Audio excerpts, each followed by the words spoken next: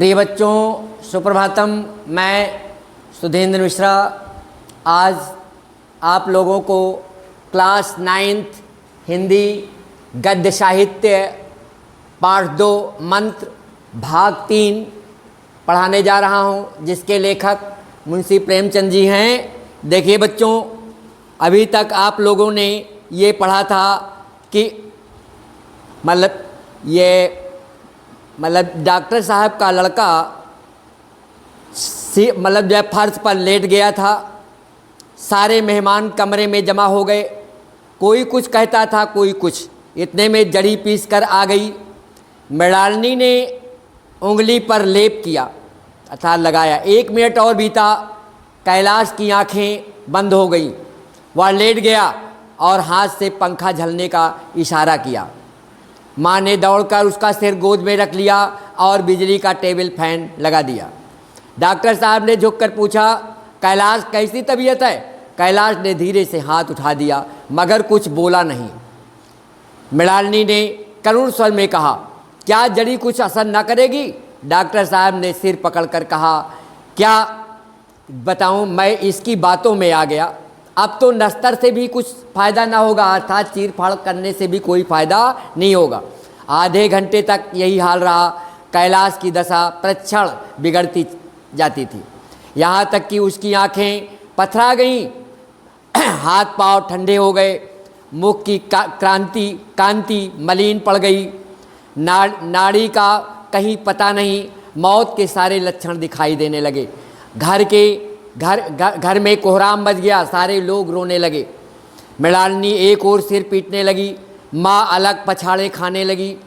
Doctor Chadha को मित्रों ने पकड़ लिया, नहीं तो वह नस्तर अपनी गर्दन में ही मार लेते। अर्थात इतने ज़्यादा वे उतावले हो गए थे, इतने ज़्यादा व्याकुल हो गए थे कि अपने को ही नस्तर मारने के लिए तैयार हो गए थे। ये दशा थी डॉक्टर चड्ढा की। एक महाशय बोले, कोई मंत्र झाड़ने वाला मिले तो संभव है अब भी जान बच जाए, क्योंकि सांप काटने पर मंत्र झाड़ने वाले अक्सर ठीक कर देते हैं। इसलिए किसी ने डॉक्टर साहब को ये राय दिया। एक मुसलमान सज्जन ने इसका समर्थन किया, अरे साहब, कब्र में पड़ी हुई लाशें जिंदा हो गई हैं। अर्थात कभी कभी ऐसी भी परिस्थिति आती है कि जिस व्यक्ति को दफना दिया जाता है उसे भी निकाल करके झाड़ फूंक किया जाता है और ठीक हो जाते हैं। ऐसे वाकमाल पड़े हुए हैं। डॉक्टर चड्ढा बोले, मेरी अक्ल पर पत्थर पड़ गया था, किसकी बातों में आ गया। नस्तर लगा देता तो यह नौबत क्यों आती। डॉक्टर साहब ने कहा कि अगर मैं इसके जहाँ पर सांप ने काटा था वहाँ पर नस्तर लगा देते, नस्तर का मतलब होता छुरा, और या ब्लेड से काट देता तो उस स्थान पर ब्लड निकलने लगता, जहर कम हो जाता। बार बार समझाता रहा कि बेटा सांप न पालो, मगर कौन सुनता था। बुलाइए किसी झाड़ फूंक वाले को ही बुलाइए, मेरा सब कुछ ले ले, मैं अपनी सारी जायदाद उसके पैरों पर रख दूंगा, लंगोटी बांधकर घर से निकल जाऊंगा। अब डॉक्टर साहब की अक्ल खुल गई। अब कह रहे हैं कि वो मेरा सब कुछ ले ले लेकिन मेरे बेटे को बचा दे। मगर मेरा कैलाश, मेरा प्यारा कैलाश उठ बैठे। ईश्वर के लिए किसी को बुलवाइए। एक महाशय का किसी झाड़ने वाले से परिचय था, वह दौड़कर उसे बुला लाए, मगर कैलाश की सूरत देखकर उसे मंत्र चलाने की हिम्मत न पड़ी। बोला, अब क्या हो सकता है सरकार, जो कुछ होना था वो हो गया। अब ये निर्जीव है। एक महाशय का किसी झाड़ने वाले से परिचय था तो उसको भी लिवाए। अरे मूर्ख, यह क्यों नहीं कहता कि जो कुछ ना होना था वो हो चुका। डॉक्टर साहब बोले कि जो कुछ नहीं होना था वो हो चुका है, जो कुछ होना था वह कहाँ हुआ। माँ बाप ने बेटे का चेहरा कहाँ देखा। मृणालिनी का कामना तरु क्या पल्लव और पुष्प से रंजित हो उठा। मन के वह स्वर्ण स्वप्न जिनसे जीवन आनंद का स्रोत बना हुआ था, क्या पूरे हो गए।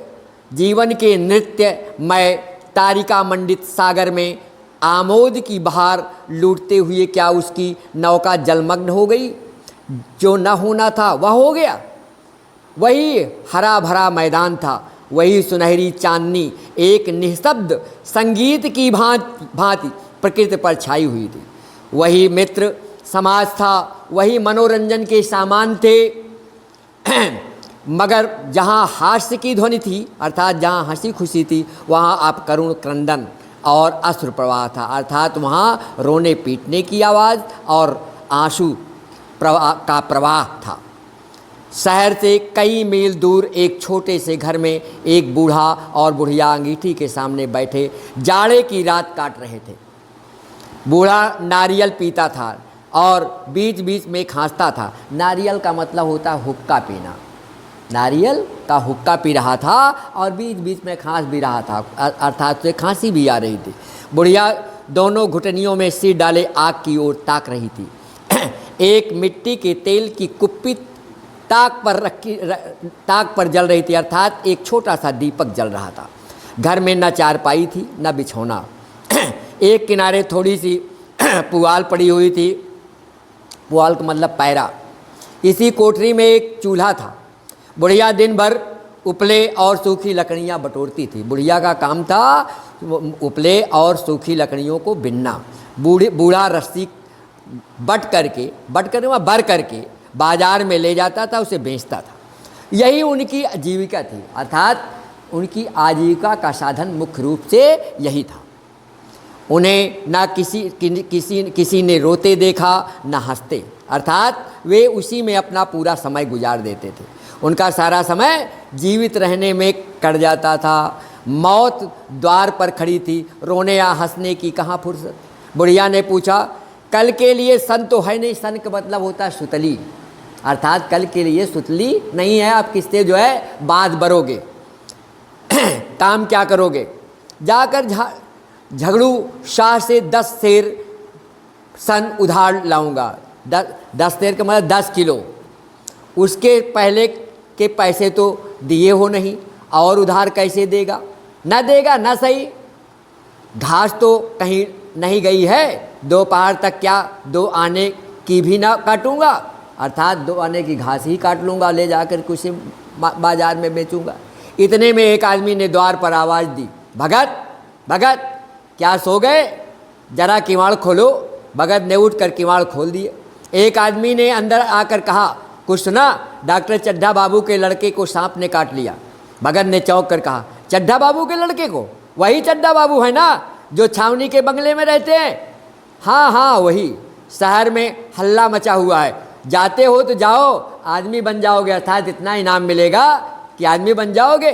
बूढ़े ने कठोर भाव से सिर उठाकर कहा, मैं नहीं जाता, मेरी भला जाए। वही चड्ढा है ना, खूब जानता हूँ।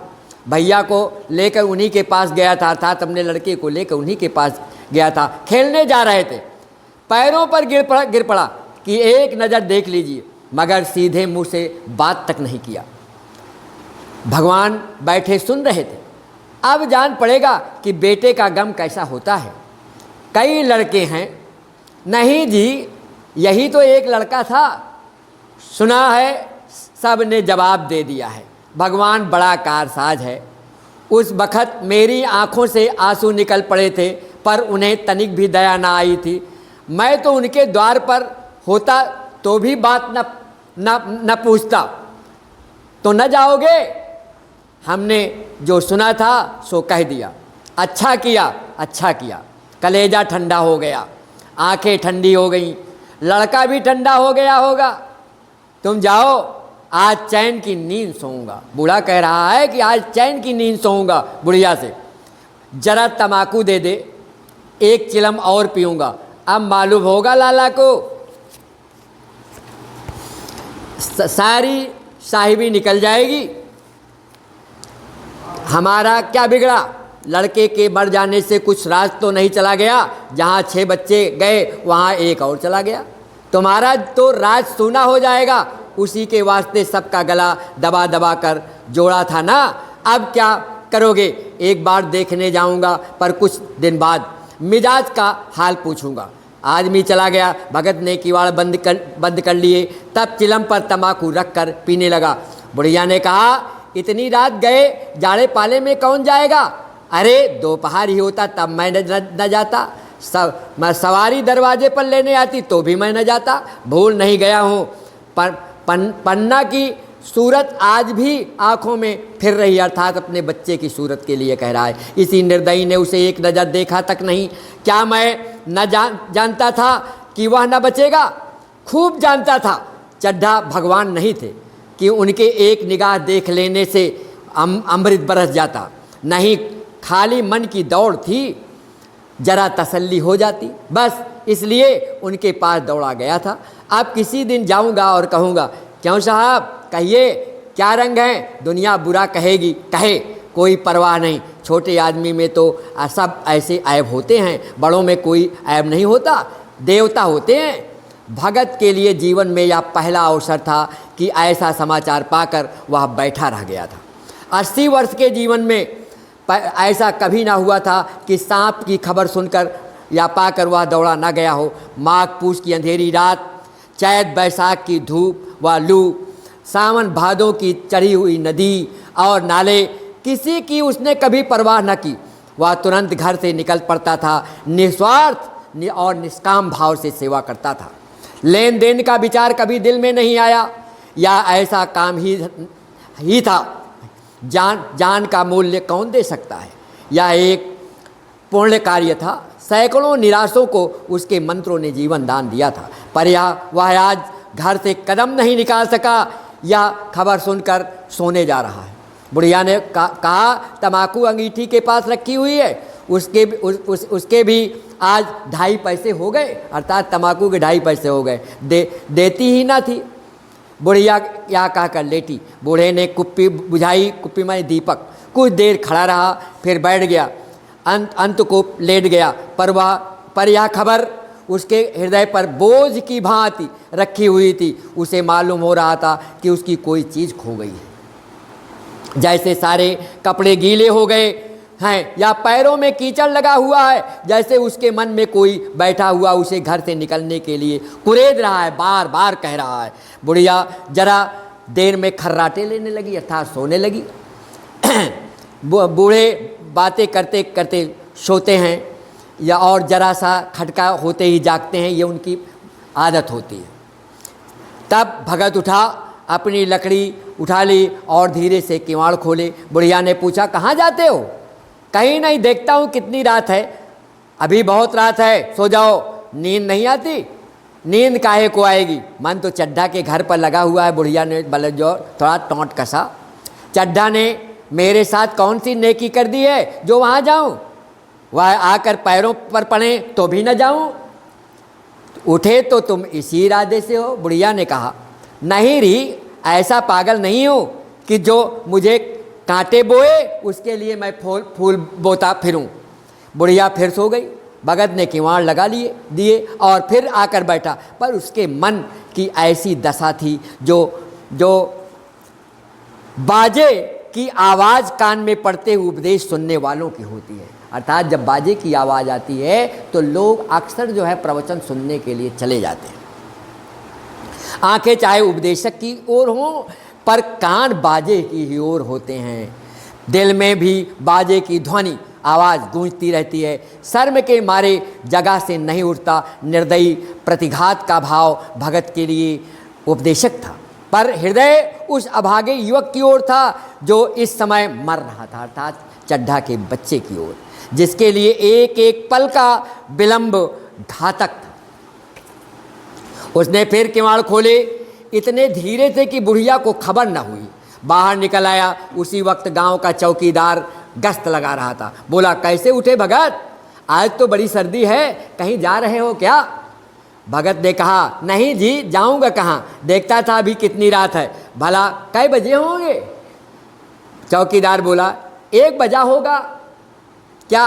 अभी थाने से आ रहा था तो डॉक्टर चड्ढा बाबू के बंगले पर भीड़ लगी हुई थी। उनके लड़के का हाल तो तुमने सुना होगा, कीड़े ने छू लिया है, चाहे मर भी गया हो। तुम चले जाओ तो शायद बच जाए। सुना है 10,000 देने को तैयार है। भगत, मैं तो न जाऊं, चाहे वह 10 लाख भी दें। मुझे 10,000 का या 10 लाख लेकर करना क्या है? कल मर जाऊंगा, फिर कौन भोगने वाला बैठा हुआ है? चौकीदार चला गया। भगत ने आगे पैर बढ़ाया, जैसे नशे में आदमी की देह माना शरीर अपने काबू में नहीं रहती। पैर कहीं रखता है तो पड़ता कहीं है, कहता कुछ है, जबान से निकलता कुछ है। वही हाल इस समय भगत का था। मन में प्रतिकार था, पर कर्म मन के अधीन न था, अर्थात करना कुछ वो चाहते, दूसरा चाहते थे, लेकिन उनका जो कर्म जो था वो मन के अधीन नहीं था, अर्थात मन के अनुसार काम नहीं करना चाहता था। जिसने कभी तलवार नहीं चलाई वह इरादा करने पर भी तलवार नहीं चला सकता। उसके हाथ कांपने लगते हैं, उठते ही नहीं। भगत लाठी खटखट करता लपका चला जाता था। चेतना रोकती थी कि मत जाओ, पर उपचेतना उसे ठेलती थी कि नहीं जाओ। सेवक स्वामी पर हावी था। आधी रात निकल जाने के बाद सहसा भगत रुक गया। हिंसा ने क्रिया पर विजय पाई। मैं यूँ ही इतनी दूर चला आया, इस जाड़े पाले में मरने की मुझे क्या पड़ी थी। भगत सोच रहा है कि जाड़े पाले में मुझे यहाँ आने की क्या ज़रूरत थी। आराम से सोया, क्यों नहीं, नींद ना आती ना सही, 2-4 भजन ही गाता। व्यर्थ इतनी दूर दौड़ा आया। चड्ढा का लड़का रहे या मरे मेरी बला से, मेरे साथ उन्होंने कौन सा सलूक किया था कि मैं उनके लिए मरूं। दुनिया में हजारों मरते हैं, हजारों जीते हैं, मुझे किसी के मरने जीने से मतलब। मगर उपचेतना ने अब एक दूसरा रूप धारण किया जो हिंसा से बहुत कुछ मिलता जुलता था। वह झाड़ फूंक करने नहीं जा रहा था, वह देखेगा कि लोग क्या कर रहे हैं, अर्थात वहाँ पर खड़े हुए लोगों की प्रतिक्रिया देखने जा रहा था। डॉक्टर साहब का रोना पीटना देखेगा कि किस तरह पछाड़े खाते हैं। वह देखेगा कि बड़े लोग भी छोटों की तरह ही रोते हैं या सब्र भी कर लेते हैं। वे लोग जो विद्वान होते हैं सब्र कर जाते होंगे। हिंसा भाव को यो धीरज देता हुआ वह फिर आगे बढ़ा। इतने में 2 आदमी आगे दिखाई दिए। दोनों बातें करते चले आ रहे थे। चड्ढा बाबू का घर उजड़ गया, वही तो एक लड़का था। भगत के कान में यह आवाज़ पड़ी। उसकी चाल और भी तेज हो गई। थकान के मारे पांव ना उठते थे। सिरों भाग इतना बढ़ा जाता था, अर्थात सिर का भाग ज़्यादा भागता था और पैर कम चलते थे, मानो अब मुंह के बल वह गिर पड़ेगा। इस तरह वह कोई 10 मिनट चला होगा कि डॉक्टर साहब का बंगला नजर आया। बिजली की बत्तियां जल रही थी, मगर सन्नाटा छाया हुआ था। रोने पीटने की आवाज़ भी नहीं आती थी, अर्थात सब लोग रो पीट करके थक गए थे। भगत का कलेजा धक धक करने लगा।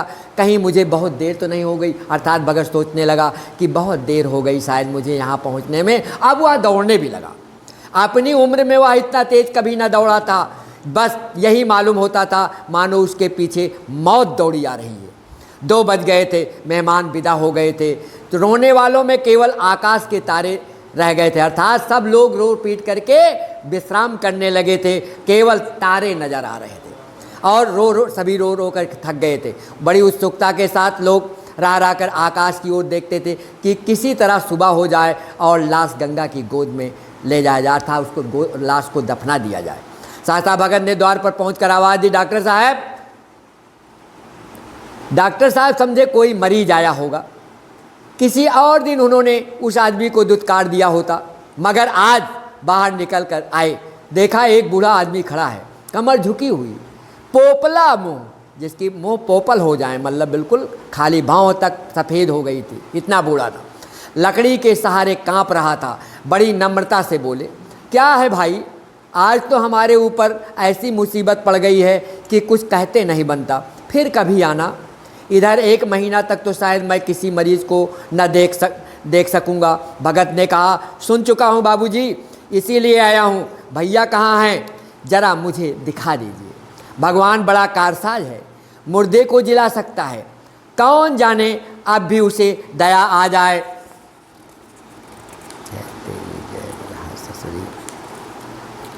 हंस जाता है।